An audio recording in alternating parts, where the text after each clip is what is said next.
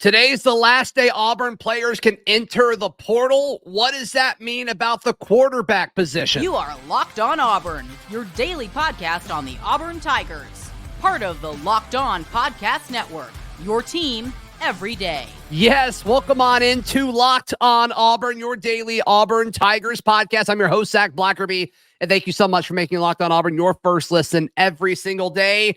It's a Charlie Thursday this week. Of course, that means we are joined by Auburn Message Board Legend and the host of the Top Button podcast. That is Charlie 5 himself. Casual Friday on a Thursday. Let's go. Yeah, let's go. Let's go. Christmas keeps on happening. The holidays are not over. A bunch of solid transfers were on campus yesterday. We'll talk about that. We'll also talk about a big-time offensive tackle that is expected to be here today, Charlie 5. But let's talk about the thing that all Auburn fans are talking about right now, and that is the transfer portal, which closes tonight, Correct. for Auburn, 5 days after their bowl game.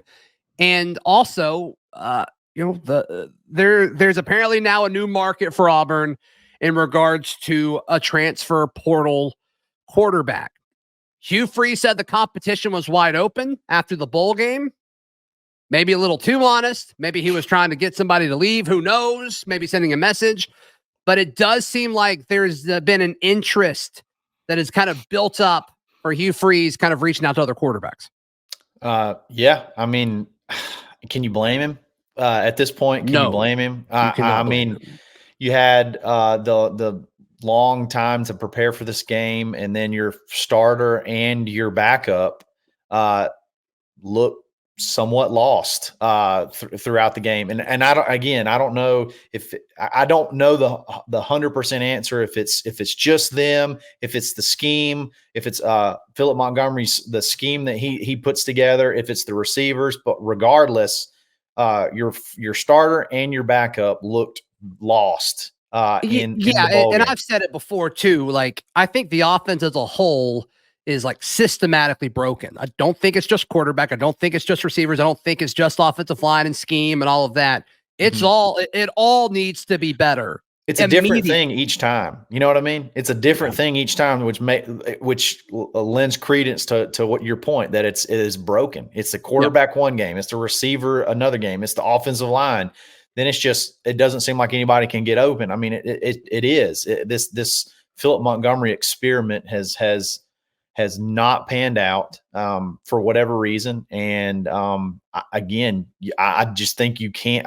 I don't know how you can go into spring or go into especially fall status quo. You know what I mean? And unless you can sell big time that Hugh's taking over the offense, I'm going to call all the plays, and it's going to be completely different. He has right? Doesn't he have to call plays in 2024? Right now, I think he does. Yeah, I think he does too, but it's still like, that's still a tough sell to the fan base to get people excited for the next year that just watched that. Like, you think you got to sell that you're the difference, you're the missing link in all this. Now, coupled in, you are going to bring in some, talented receivers and things like that. But I just think, I think you got to bring a guy in for at least competition. Yeah, and I mean, I guess the only reason I push back about the competition thing is you need guys to leave. I don't think they want more than 4 scholarship quarterbacks, but I think there's a chance if you bring somebody in, like, there may be guys that leave regardless, at least after spring. And I think there is some strategy in waiting to be extremely active in the transfer portal until the window closes for Auburn. As bad as that may sound, I mean, I honestly think that's the case. Like, when I say competition, I'm talking about a spring all-out slugfest. We want as many people here as we can. We got to figure this thing out, and you can't have people bolting. You can. I don't think you want people bolting before spring practice. And if you show mega interest, and I think that's probably kind of been the theme all along. If you show a lot of interest in a quarterback early, you could lose guys that you're not prepared to lose. And then if you don't get them, you're in extra, what. So I think after tonight, you'll probably see the quarterback talk pick up big. It could be that it's a guy in the portal. It could be a guy that's that's not, not in there yet. Just like what happened with Payton Thorne. But again, I think you at least got to wait until tonight, until nobody can leave basically until spring before that talk really starts to heat up. All right. So I'm going to list 4 quarterbacks and I just want your raw reaction. I'll give you my opinion as well. Let's go with Kaidon Salter, who is the newest big name to enter the portal. Of course, the former Liberty quarterback, Coach Freeze coached him or recruited him and all of that. You buying that there's a chance for Kaidon Salter to come to Auburn? Absolutely. I think it makes the most sense. It's a guy that can do a little bit of both. He's got the familiarity with Freeze calling plays and running an offense. I mean, it seems like it's almost like too perfect. You know what I mean? Like it's going, which those things typically don't work out, but it kind of feels like I don't know, feels like the only move, I guess. I don't know. Or the most realistic move. So what I see a lot of people say this, and I'm going to push back a little bit. Why do you think it's so perfect? Because I'm just going to shove you around, Charlie 5. Push me. Push my buttons. Let's go. So, I wasn't ready for that. The main argument for Salter that I'm hearing, and you kind of hinted at it, I want to make sure you're saying it, is his time with Freeze, his experience and connection with Freeze. He played under Freeze for 8 games in 2022. Okay. Payton Thorne, if you're using that logic, Payton Thorne played under Hugh Freeze for 13 games this year. Oh, are you done? Okay. So, yeah. So, first of all, he's shoving. Got you. All right. I'm sorry. I had to catch my breath. You shoved so hard. Yep, so right. He's 2 full seasons of practice. Like he came in as or I guess after he left Tennessee, he came in there as a freshman. So he's gone through 2 full cycles with Freeze. He was supposed to be the guy 2 years ago, but he got injured. The reason I say it's so perfect is because to me, it's an easy, perfect from the standpoint, not necessarily to say that it's necessarily like the best quarterback that you could possibly get, but as far as like getting a guy now that's got talent that can compete, it seems like, I don't know, the connection and everything. That's why I say it's perfect if you're going to add somebody. Whereas like these other guys, like you can throw whatever you want to at Cam. I mean, I guess you can keep throwing money at Cam Ward. I mean, Seth Henigan. I'm sorry, I don't want to steal your thunder. Let's keep going through the list. Let's keep going through. Are you good with Salter? Yeah, I like Salter. I like Salter. I think he'd be a good fit at Auburn. Seth Henigan, the transfer quarterback from Memphis. It sounds like Memphis is on the table, returning to Memphis. It also sounds like Miami is a big factor for him. But we heard kind of Auburn talking and being interested in him early in the window, and then things kind of fizzled out. And Hugh Freeze publicly was like, yeah, I think we're good. And then after the bowl game, it almost seems like there's been some pressure put on Freeze to bring in a quarterback. So Henigan, I think, makes sense. I think I actually like him as far as a fit in 2024 more than I like Salter. Yeah. I don't know why. I'm probably just wrong, but something about him reminds me so much of Payton Thorne. I feel like they're the similar size. They throw the ball similarly. They run similarly. I can't say that word. They run sort of the same. They just look. It just seems like you're getting another Thorne. But I mean, he is super consistent. He's thrown for like 3,500 yards 3 years in a row. And a pile of touchdowns, but it's never seemed like it's really picked up like legitimate traction other than just, I think maybe just fan wish casting from fans more than anything. Here's what I think is the difference. And, hindsight's 2020, and this should have been a bigger conversation when Payton Thorne joined over the summer, but we've seen Henigan succeed without throwing to NFL wide receivers, future NFL wide receivers. Payton, that wasn't really the case. And so I do think that matters. I do think that's something we can grab and say, hey, Cam Coleman's going to be the best receiver that you've ever thrown to. And you're going to get to do that all throughout spring, summer, and fall before you guys are fully ready to go. So that's one that I think is interesting.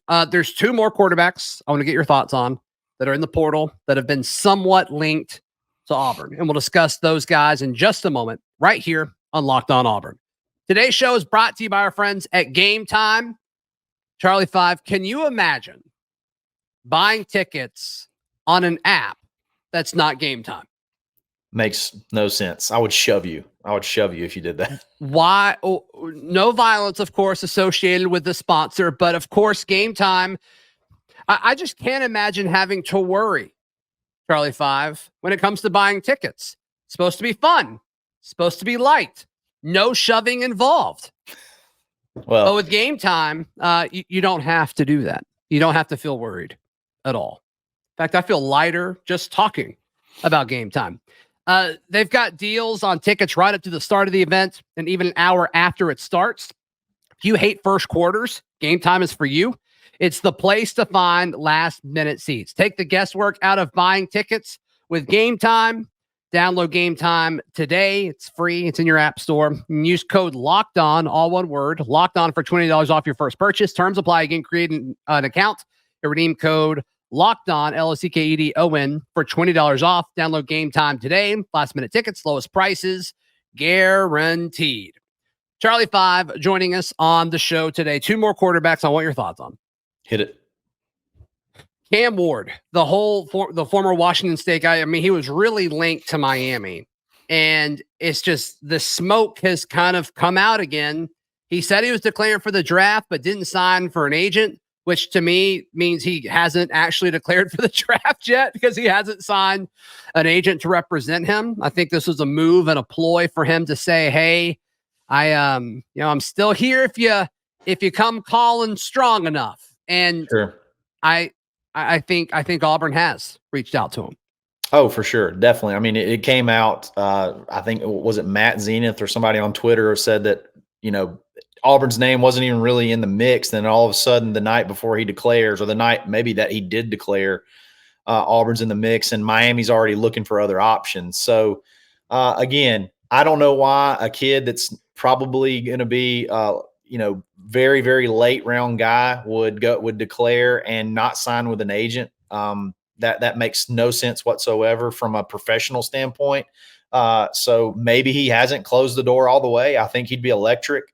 And I think he's probably one of the maybe two quarterbacks in the portal this season. I think maybe would elevate the wide receiver, maybe make the guys better around him and not necessarily you don't necessarily have to surround him so much. Yeah. But again, I don't know. I get a feel like he just doesn't want to do school anymore. He's been in school quite a bit, a shade under a decade. So he may just be done. He may just be done with school and be like, I'm just going to take my chances. So, then if the right offer comes along, whatever. Right. Yeah, I mean, Miami really thought that they had him, and that didn't happen. He did a commitment video. Like, he was doing, like, commitment graph videos and stuff like that with Miami. Yikes. And then he did an NFL draft video. Right. It's crazy. Yep. Had us in the first half, not going to lie. All right, last guy, USC transfer, Malachi Nelson. Has the tools, doesn't have the experience as these other guys that we're talking about. I don't know if that really changes the calculus for what Auburn does in 2024 if they bring in a Malachi Nelson, but worth mentioning because there's been some ties between him and Auburn. Sounds like Auburn has looked into him. Sure. This to me that I don't really know how that fits in the situation because I don't know that he'll be a significant upgrade over Thorne other than if you bring him in because you want to just make your room as a whole possibly better with maybe, if Holden were to leave or something like that. I mean, that move says, hey, Holden, I want you to transfer. That's what that move would say to me. Sure. That I agree. I agree 1,000%. Kind of like Dante Moore. Like if you brought in somebody like that or Malachi, is it Nelson? Malachi? That's kind of what I feel like you're saying. You're just trying to make the room better and you're not trying to find the starter for 2024. Not saying he couldn't come in and win, but because he was like the number one player in the whole country in last year's cycle. But still, it's just I don't know that that's really feasible at this point. How many more wins do these quarterbacks bring? I don't think any of them but Cam Ward really changes like how many games I think Auburn wins next year. And I don't actually know if he does. If him coming would change that many games that I think Auburn's going to win next year. I think the biggest way to change how many games Auburn wins next year is for Hugh Freeze to call all the play, like 100% call all the plays. So if you couple that in, I think you win more games just based off of that. But if I'm looking at him, I think Cam Ward is worth possibly, at least 2 more wins in my opinion. And then I think, Salter may be a wash or could possibly steal you a 1.5 wins just because of what he can do with his legs. Yeah, I mean, it's not like Thorne's a bad runner, though. So he's an indecisive runner, though. I think he's slow. He's never really had to do it before to that extent. I think he got better at it over the course of the year. Yeah, but he's not a 1,000-yard rusher. You know what I mean? Like Salter. I'm with you. I get it. I get the defense, defenses that he played against, but he has the ability to do that at this level. I think from the Russell Wilson type-ish kind of quarterback. So I mean, I could see that type of player, and I think that's the kind of guy Hugh Freeze. I mean, he's really a lot like Walker White. If you think a little bit less, there's some similarities there as well. Just not quite as built, not quite as big as a Walker White. Yeah. Yeah, and I mean, I'm excited about the future of this room. You just need a year or two. You need a stopgap, and a Salter. Kaidon Salter, 2 years. I don't love the timing of that. Yeah.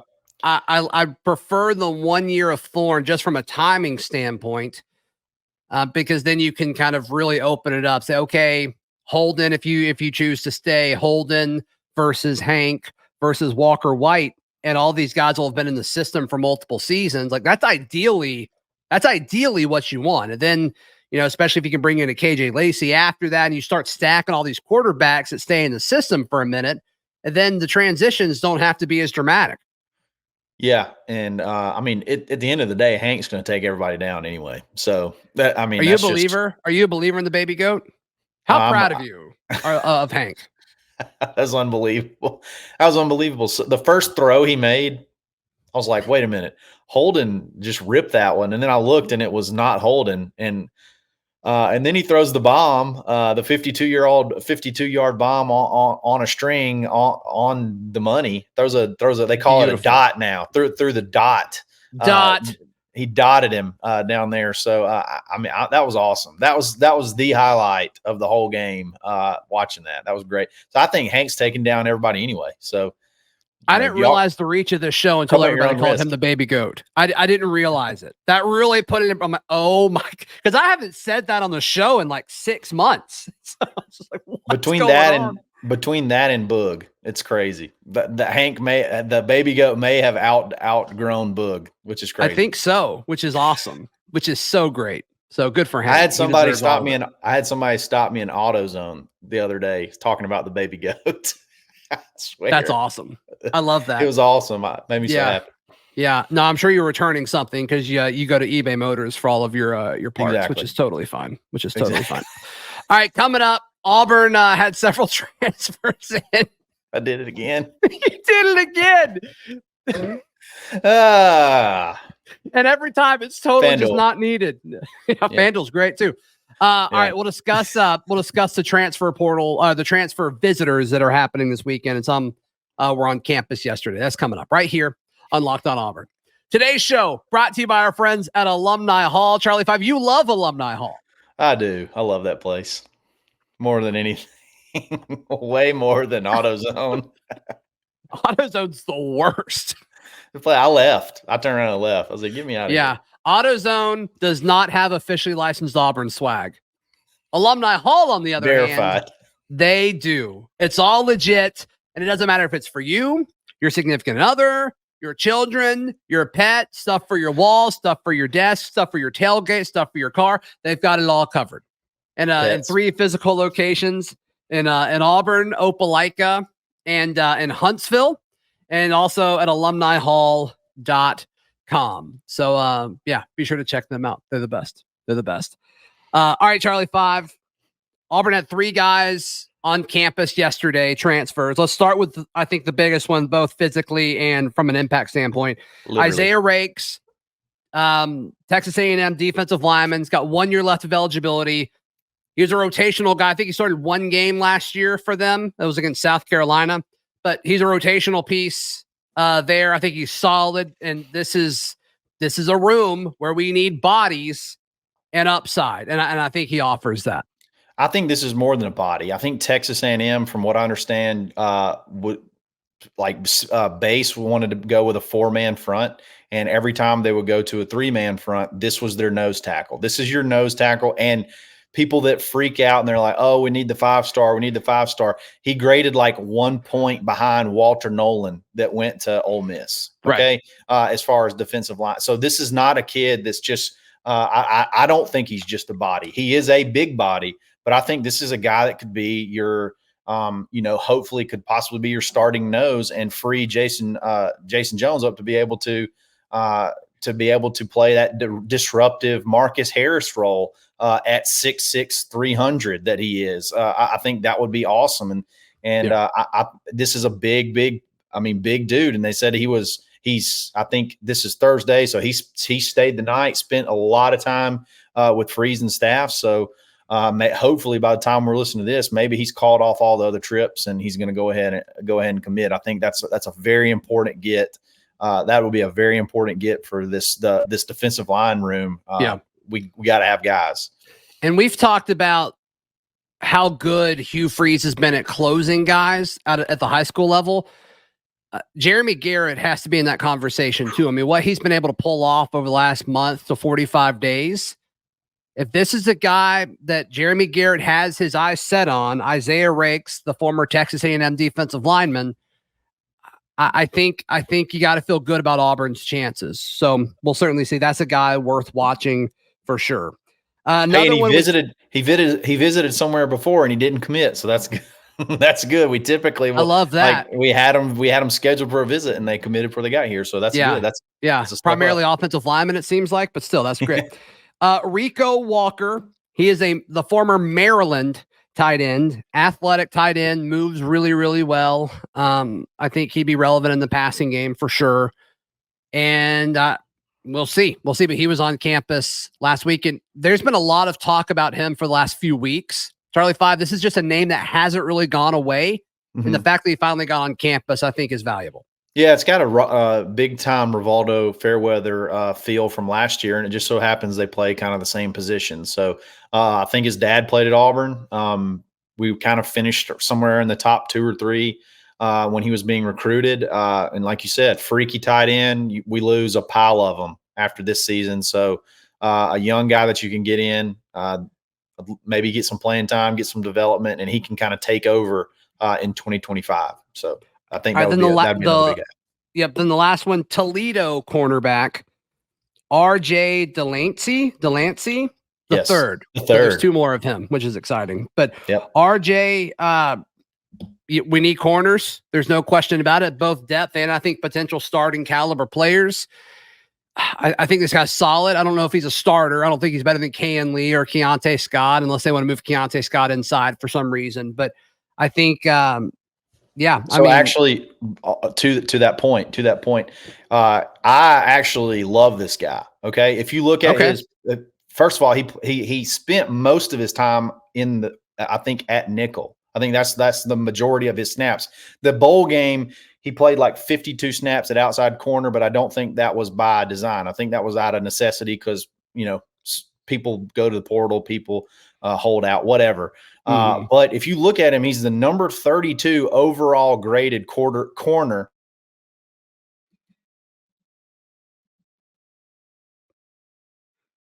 On PFF, it's assuming that you're going to say on PFF. So I'm with you. Oh, there you are. Hey. Yeah. So 32nd overall and 19th overall in pass coverage. So I like this guy. I think he could be a starter right away. At nickel or at outside? I think at nickel. I think you could bring him if the move is to keep Keontae on the outside. I think he could be a starting nickel. I really do. I'm excited about him. So then your starting DBs would be, if they got this guy, you think it would be, he would start at nickel. Your outside corners would be Kayan Lee and Keontae Scott. Yes. And then at safety, what are you looking at there? Do you think it's, the JUCO kid? The JUCO guy's going to factor in there. I think you're going to have a portal addition and then battle Sylvester Smith, man. Sylvester Smith's not going anywhere. Exactly. And then you're going to have some of the younger guys battle it out. All right, then last guy, this guy is visiting today as we record this Wednesday night, but he did visit Arkansas, so we'll see what happens. We've got a terrible track record with that, but we'll see. Percy Lewis, offensive tackle, Mississippi State, visiting Arkansas yesterday, visiting Auburn today, visiting Ole Miss, I believe, tomorrow. And this is a guy that apparently when he entered the portal, Ole Miss thought it was for them. Yeah. We'll see. He is scheduled to visit them last, but 6'8", 345. Yeah. How do you live a normal life being that large? That's insane. I agree. I don't know if you remember, but we actually recruited this guy's a JUCO. I think he was a JUCO guy that we really had as like top of our list when Harsin was here that we obviously just didn't get. So there is some familiarity with Auburn there. So that would be, I think he could be the guy that is able to get Dylan Wade to be able to move inside. I think he could be a starting left tackle. He's graded out really well last year. So there could be other players that enter. So I don't know if we're going to push or not, but it's good to have him on campus. I'd love to go ahead and just have one pop just for like my own sanity. I'm with you, man. And that's a position of need. There's no question about it. You got to beef up the trenches. So Charlie 5, how can people check out everything that you've got going on? Absolutely. Find me on Twitter at @the_Charlie_5 in the Locked On Auburn Discord every single day, or you can catch me on today, actually, on the Top Button podcast. The holidays have come and gone. We're going to be back every Tuesday and Thursday. So tune in. We'll have some fun. Yep, absolutely. Find all my written work at auburndaily.com. Click that subscribe button, and we will see you tomorrow. This has been Locked On Auburn.